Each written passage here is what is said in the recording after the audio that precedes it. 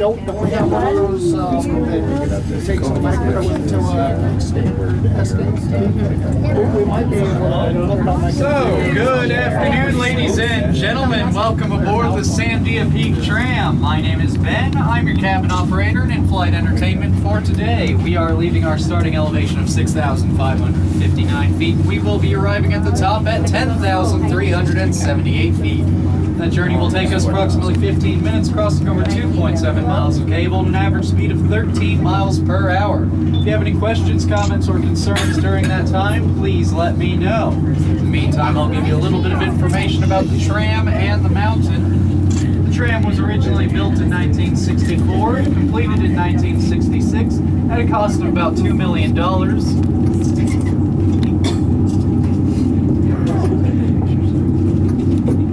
Service trail that we are passing over now is the original trail used by construction workers to construct Tower Number 1 in 1964. It is still an open hiking trail today. It takes about 45 minutes round trip.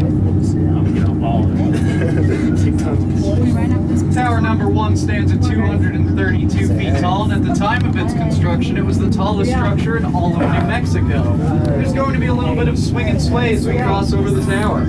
As a safety precaution, you are encouraged to put your hands in the air and say "wee."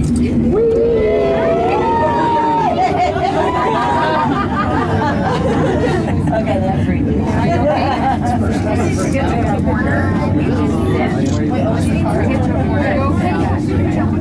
So now, a common effect of riding the tram is being so high up, you lose your sense of perspective on just how big everything is. So I'm going to point out some big rocks and tell you just how big they are. Immediately across from me here, that large boulder standing on the pyramid of granite out there is Golf Ball Rock, and it is just about twice the size as this cabin.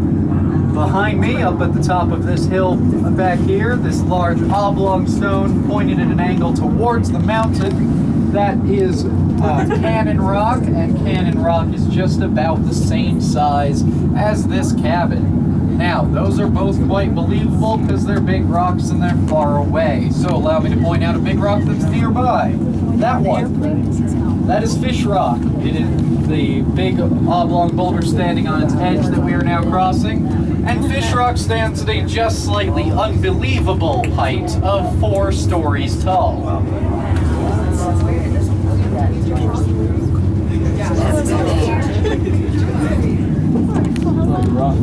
As a general rule, everything around us that looks quite small is actually quite large, and anything that looks quite large is actually positively gargantuan.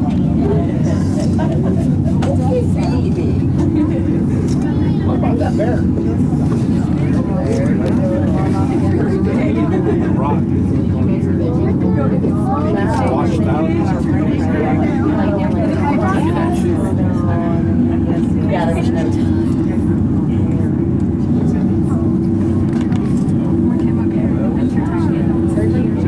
Wow.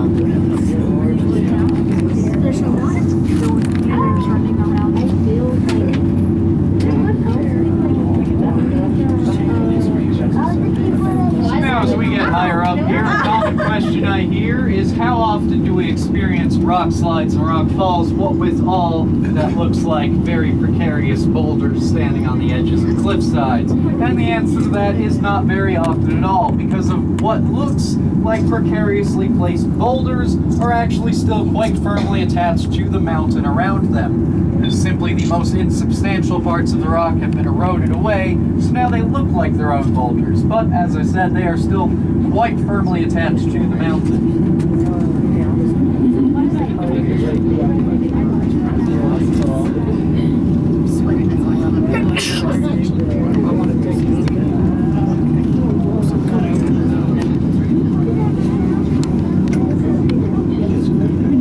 And as we get higher up here, you might notice that there is no trail leading up to Tower Number 2, and indeed it is quite steep around this area. So how did they build Tower Number 2? That's a very astute observation and a great question, my dear Watson. The answer is that they took a helicopter, about 2,000 trips to complete Tower Number 2, and a further 3,000 to complete the upper terminal. This is no small feat when you consider that winds here at Whiskey Ridge can reach up to 100 miles an hour. though that is outside of our safe operating limits. And once again, there's going to be just a little bit of swing and sway as we cross over the tower.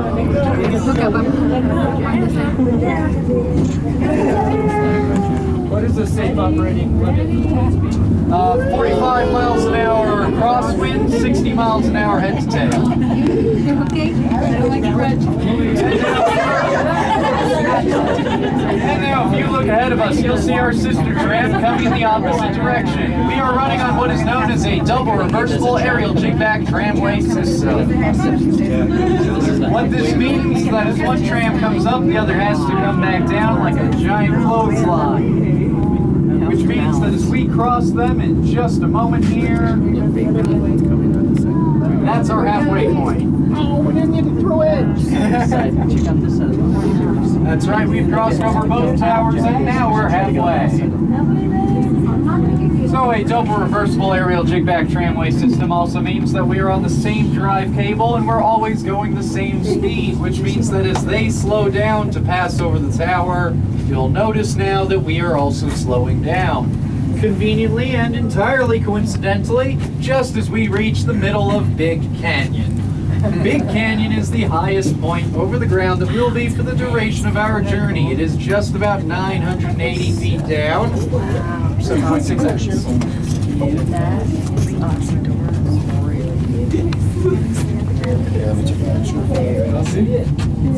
And now is my favorite time to remind you all that the company that built this tram, Bell Engineering, is a Swiss company who built their first tram in 1880. So by the time that they came around to building this cabin or this tram, they already had just shy of 100 years of experience. And they are still in business and still service this tram to this day. Yeah.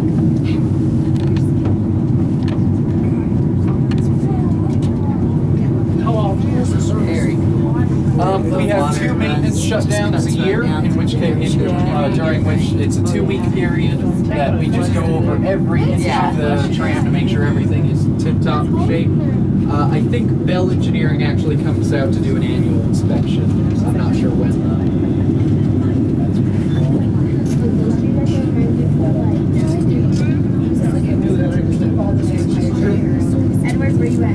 As we cross by this bridge that marks our entrance to the second canyon, Echo Valley.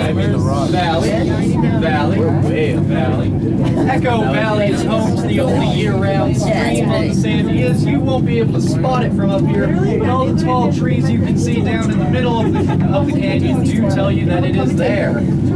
All the trees you can see below and around us, by the way, are between 90 and 120 feet tall. Wow, cool. It's so funny because they don't. Yeah, it's good. Those chickens were talking like there's some snow there and it's not little.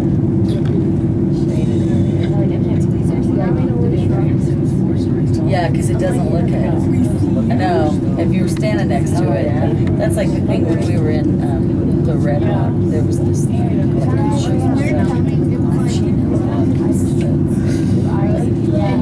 and it looks A little bit about the wildlife we see here in the Sandias. Most common sightings are mule deer and black bear, followed by the mountain lions, as well as bobcats, pumas, lynx, mountain cats, coyotes, snakes, big toads, and over 200 species of bird that I cannot identify, but to include red-tailed hawks, peregrine falcons, and golden eagles. Sandia were also formerly home to bighorn sheep that were introduced in the 1960s. However, being an introduced species, they were not well suited for the area and quickly died off due to rabies, scabies, and overhunting by our local chupacabra population. There is actually. Just the other day on these ridges I saw a couple of rock. Yeah. I'm like, yeah, what's that? Is that a native thing?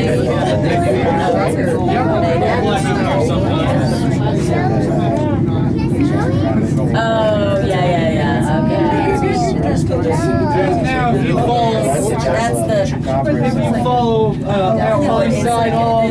Pingobaco Canyon, all and up to a little bit to your left, up to the very tippy top of the highest point of the ridge out this side.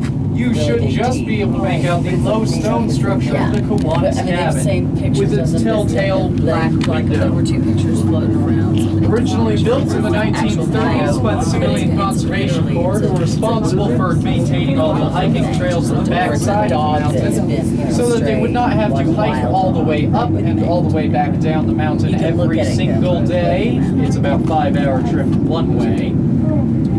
They built that cabin in which to spend the work week.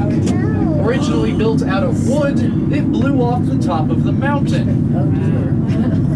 So the third little piggy got smarter, built it out of stone, where it remains today, although without door windows, and the fireplace has been filled in with concrete. It is still a popular popular hiking destination these days. It takes about 45 minutes to reach and another 45 minutes back, all fairly level below the tree line. One of my favorite hikes.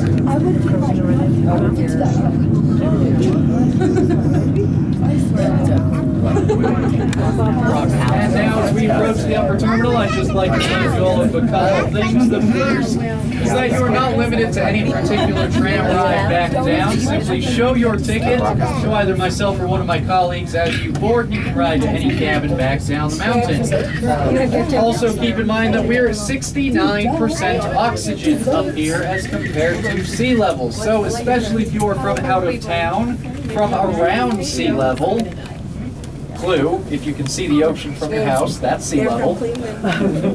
Up here, all physical activity will affect you about twice as much. But so will the alcohol at the restaurant. Yeah, so don't walk off the